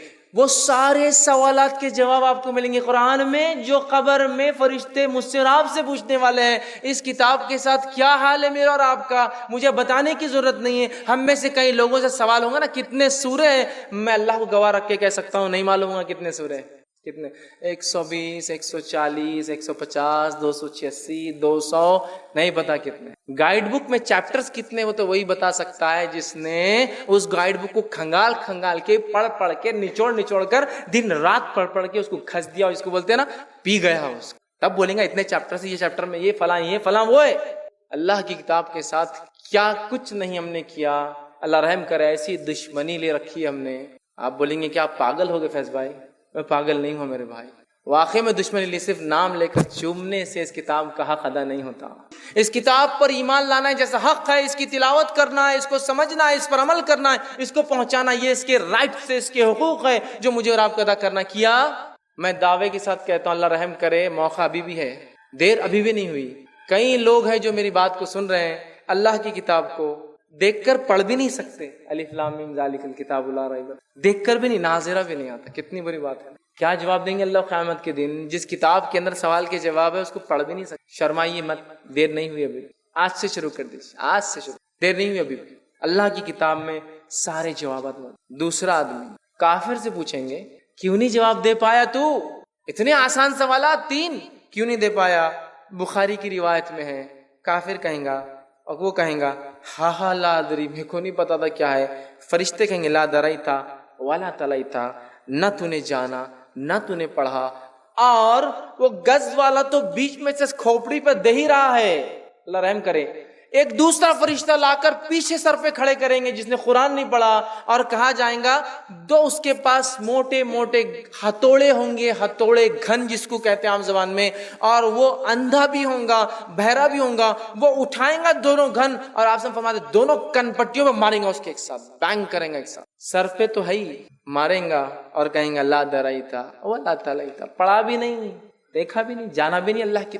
کیا پتہ چل رہا ہے اس روایت سے؟ چوتھے سوال سے سنیے, قرآن مجید وہ کتاب ہے جو منکر اور نکیر کے سوالات کے جواب دلوا سکتی ہے. وہاں موجود ہے کوشچنز اینڈ آنسر. اٹھا لیجیے اس کتاب کو. اس کا تقدس بالکل ہے, لیکن تقدس صرف میں نے کہا نا چومنے اور رکھنے میں نہیں ہے, زندگیوں میں عمل میں لا لیجیے اس کو. دوسرا, جو قرآن پر ایمان لائے اور پڑھا وہی شخص تینوں سوال کے جواب دے پائے گا. تیسری بات پتہ چلی حدیث سے, کافر اور منافق پر سب سے پہلا فرد جرم, انڈیویجول کرائم جو اسٹیبلش ہوگا, ثابت ہوگا, جس کے سزا ملیں گی, وہ ہے قرآن کا نہ پڑھنا.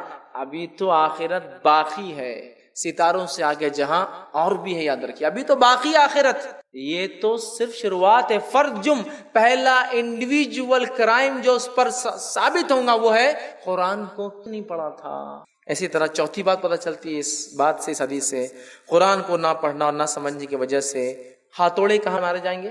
کن پٹی پہ لفظ قرآن میں, اللہ حفاظت کرے. کن پٹی علماء لکھتے ہیں کن پٹی پر اس لیے پڑھیں گے, دماغ مرکز ہے نا انڈرسٹینڈنگ کا, نعمت ہے نا.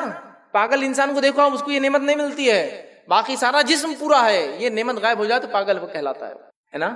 اس کا تو نے صحیح استعمال نہیں کیا دین کے لیے. بہت سے لوگ بولتے ہیں ارے میں تو پڑھا لکھا نہیں, میں تو میکینک ہے.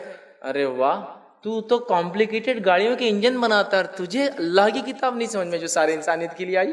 دنیا کے کمپلیکیٹڈ میکینیکل چیزوں کو تم سمجھتے ہو.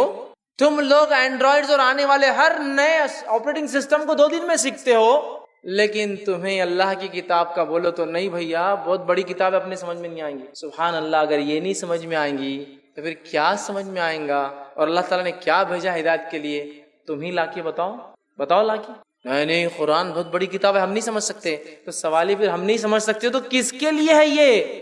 میں بالکل یہ کہہ رہا ہوں کہ ہمیں چونکہ عربی نہیں آتی اور ہم کوئی دین کا بہت علم رکھتے ہیں تو ظاہر سی بات ہے ہم اپنی تفسیر اور ترجمہ تو نہیں کریں گے, لیکن علماء کے کرے ہوئے تفسیر ترجمے کو تو پڑھو.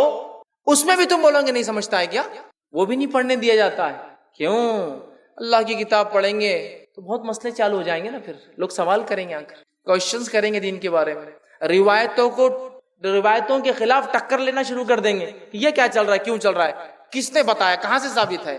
روایتوں کی خلاف ورزی شروع ہو جائیں گے. جن لوگوں نے غلط ڈھنگ سے پیٹ بھرنا شروع کر دیا، پول کھل جائیں گے تو کہاں سے کھانے اور میٹھے حلوے اور مانڈے ملیں گے؟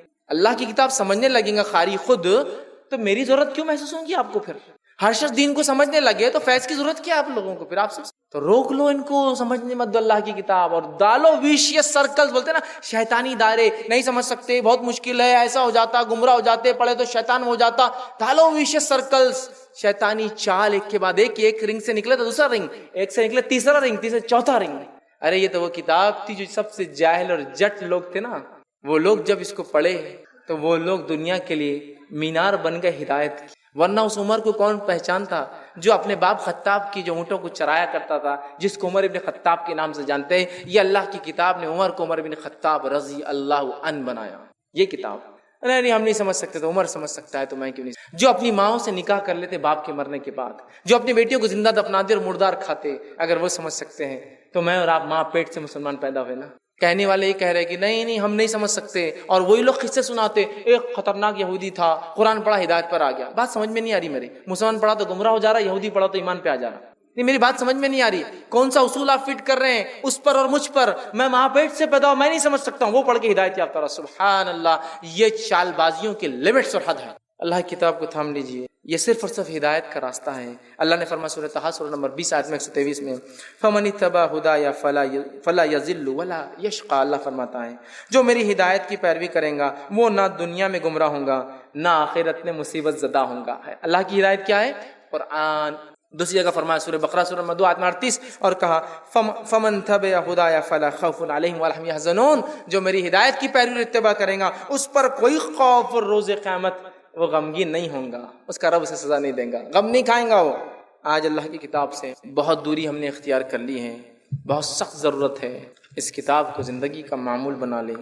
آئیے بس اپنی بات کے خاتمے کی طرف بڑھتا ہوں اور کچھ اہم نکات دہرا دیتا ہوں جو میں نے اپنے درس میں رکھے. پہلا، مرتے وقت مومن کو کیا عزت ملتی ہے جو میری باتوں سے پتہ چلا ہے آپ کو. پہلا، فرشتے روح قبض کرنے سے پہلے سلام کرتے ہیں. مومن آدمی کی روح قبض کرنے کے لیے سورج سے زیادہ روشن چہرے والے فرشتے آتے ہیں. مومن آدمی کی روح لپیٹنے کے لیے رحمت کے فرشتے جو ہے ریشم کا خوشبودار لباس لاتے ہیں، معطر جو ہے خوشبو کا لباس کے ساتھ آتے ہیں. پانچویں چیز، مومن کی روح قبض کرتے وقت فرشتے مومن آدمی کو مغفرت اللہ کی رضا اور جنت کی خوشخبری اور اس کا مقام بتا دیتے ہیں. مومن آدمی کی روح جسم سے نکلتی ہے تو اس روئے زمین پر پائی جانے والی بہترین مشک سے زیادہ خوشبودار اس میں سے خوشبو نکلتی ہے. مومن آدمی کی روح کے لیے زمین و آسمان کے درمیان موجود سارے فرشتے دعائے رحمت کرتے ہیں. آٹھویں چیز، مومن آدمی کی روح کو آسمان پر لے جانے والے فرشتے آسمان کے دروازے پر مومن آدمی کا تعارف کرواتے ہیں تو محافظ فرشتے خوش آمدید کہہ کر اگلے دروازے تک چھوڑنے آتے ہیں. اسی طرح ہر آسمان کے فرشتے مومن آدمی کی روح کو الوداع کہنے دروازوں تک آتے ہیں.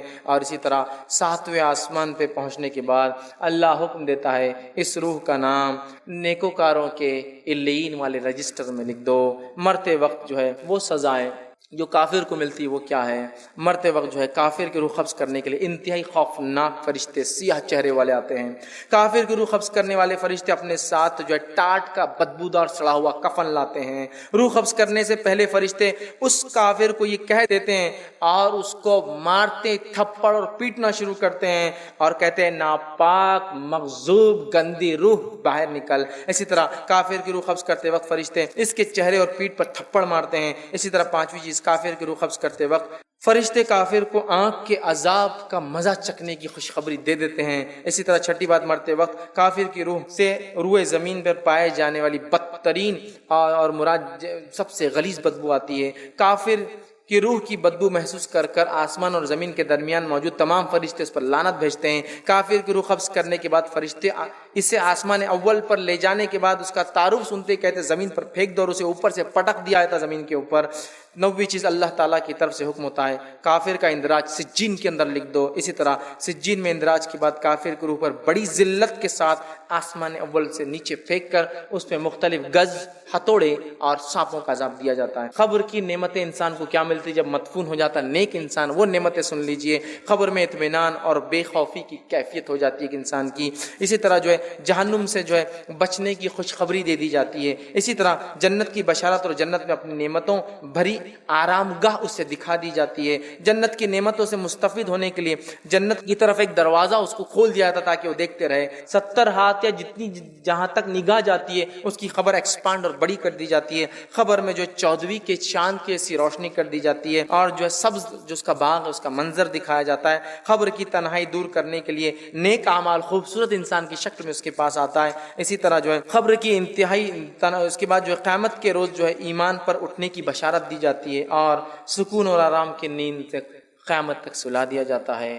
خبر میں وہ عذابات جو گناہگار کو ملتے کیا ہے سن لیجئے۔ خبر میں شدید خوف اور گھبراہٹ کا عذاب، جنت سے محرومی اور حسرت کا عذاب، جہنم کی زہریلی گرم ہوا کا عذاب، جہنم میں اپنی رہائش کا خوفناک منظر اسے خبر میں دکھایا جاتا ہے۔ آنکھ کے بستر پہ سلایا جاتا ہے، آنکھ کا لباس پہنا جاتا ہے، فرشتے سکنجے اور بیڑیوں میں سے باندھ دیتے ہیں۔ خبر کے سکنجے اور بیڑیوں کے بعد لوہے کے گزوں سے سر پہ مارے جانے والا عذاب، سانپوں اور بچھوؤں کا ڈسنے والا عذاب، اسی طرح برے اعمال کی انتہائی بد شکل صورت میں آنے کا عذاب، اور اسی طرح جو ہے اسے دیگر اور عذاب دیے جاتے ہیں۔ اب کیا چیز ہے جس کی وجہ سے خبر کے عذاب سے ہم بچ سکتے ہیں، وہ رکھتا ہوں آپ کے سامنے۔ 2 ہی حدیثیں آپ کے سامنے رکھتا ہوں۔ پہلا کام جو کرنا ہے خبر کے عذاب سے بچنے کے لیے وہ یہ ہے، دعاؤں کے ساتھ وہ یہ نیک اعمال کرنا ہے۔ اس لیے کہ آپ نے فرمایا، اور یہ ترغیب کی روایت ہے، نماز، روزہ، زکوٰۃ، حج، صلہ رحمی، امر بالمعروف نہی عن المنکر، یہ وہ تمام نیکیاں ہیں جس کے کرنے سے خبر کے عذاب سے انسان بچ جاتا ہے۔ فرائض اس میں پہلے تو سب پورے کے پورے، توحید تو ہے ہی، ظاہر سی بات ہے۔ تو یہ کام کرنے سے خبر کے عذاب سے انسان بچ جاتا ہے، تو ہم نیکیاں کریں۔ دوسرا، فتنے خبر سے محفوظ رکھنے والے اعمال کیا ہے وہ بھی سن لیجیے۔ کن اعمال سے انسان فتنے خبر سے محفوظ رہے گا؟ پہلا، اسلامی لشکر کی حفاظت کرتے ہوئے جو انتقال کر جائے یا جو فوت ہو جائے، خبر کے عذاب سے اللہ اس کو محفوظ کر دیتا ہے۔ ایکسیپشنل حساب کتاب ہوں گا لیکن خبر میں کچھ نہیں۔ دوسرا، وہ شخص جو عذاب خبر سے محفوظ ہو جاتا ہے، جمعہ کے دن اور جمعہ کی رات مرنے والا عذاب خبر سے محفوظ ہو جاتا ہے۔ لیکن یہ ساری باتیں ایمان والوں کے لیے، کافروں کے لیے نہیں، ٹھیک۔